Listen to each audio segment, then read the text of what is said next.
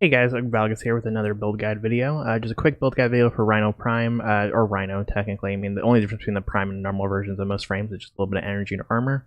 Like really quick, if you like this video, be sure to follow. Check me out on Twitch. I stream Monday, Tuesday, Wednesday, and Friday, 10 p.m. to 2 a.m. Central Standard Time. So let's get straight into it. So this is Rhino Prime. This is my Iron Skin. This is like my core build for him. Let's go straight into the mods. Corrosive Projection is a mod, reduces enemy armor by 30%. Power Drift, ability strength, and chance to resist knockdown. Steel Fibers, armor, 110% armor. Blind Rage is 99% ability strength, minus 55% ability efficiency. We don't really care for efficiency. You'll see why in a little bit. Flow, it's 150% energy max. The Iron Shrapnel augment, we'll actually get the augments in a second, but armor agility is plus 15% sprint speed, plus 45% armor. You're kind of seeing a trend with the armor here. Transient Fortitude is plus 55% ability strength and minus 27.5% ability duration. Streamline is plus 30% ability efficiency. And now, let's skip these for a second. We'll come back to them. The Arcanes I use for my Iron Skin build are Arcane Guardian, which on damage, you have a 20% chance for 600 armor for 20 seconds. And that actually works during Iron Skin. But I'll show the abilities in a second. And then Arcane Range is just plus damage to rifles, which honestly, this is kind of a floater slot. You pretty much use anything you want in here. I use Arcane Range just for fun. Let's go into his abilities really fast, just so I can talk about some other stuff.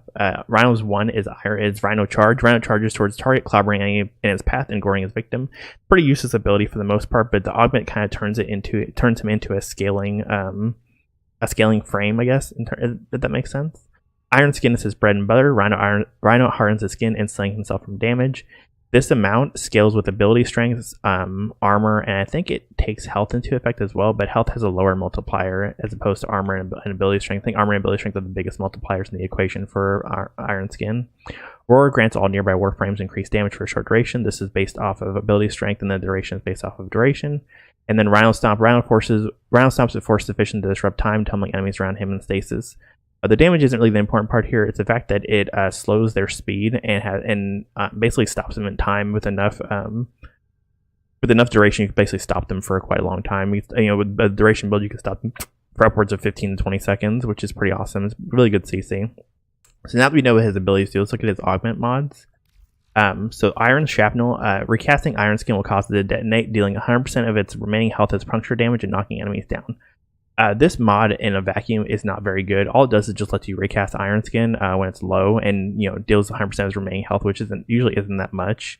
As you saw, I only have about 8,000 Iron Skin health, but Ironclad Charge, Rhino Charge Augment. Each enemy hit increases Rhino's armor rating by 50% for 10 seconds. Now that 50%, by the way, is I want to say it's multiplicative. So the way it works is it's not base armor. There's my total armor, which is 701. It increases that by 50% for each enemy hit.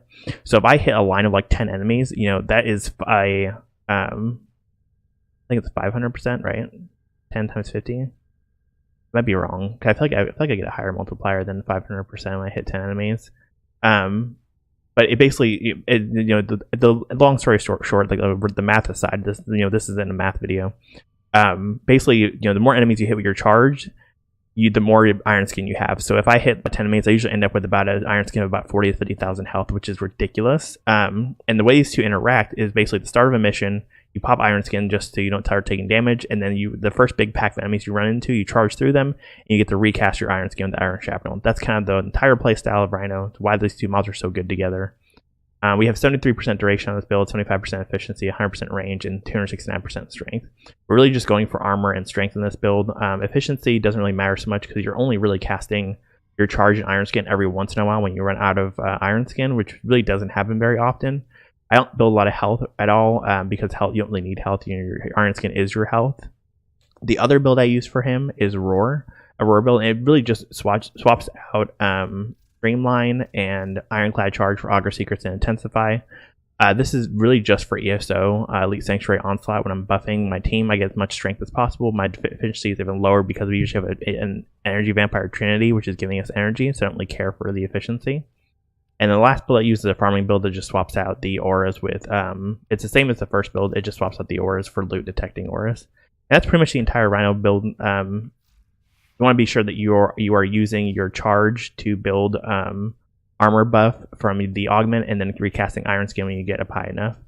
If you like this video, be sure to like and subscribe for more content like this. Like I said, make sure to check out my Twitch, and if you follow me on Twitter and Instagram, which are linked below, you will have updates from me on when I stream and stuff like that. Anyways, thanks for watching. Have a good day.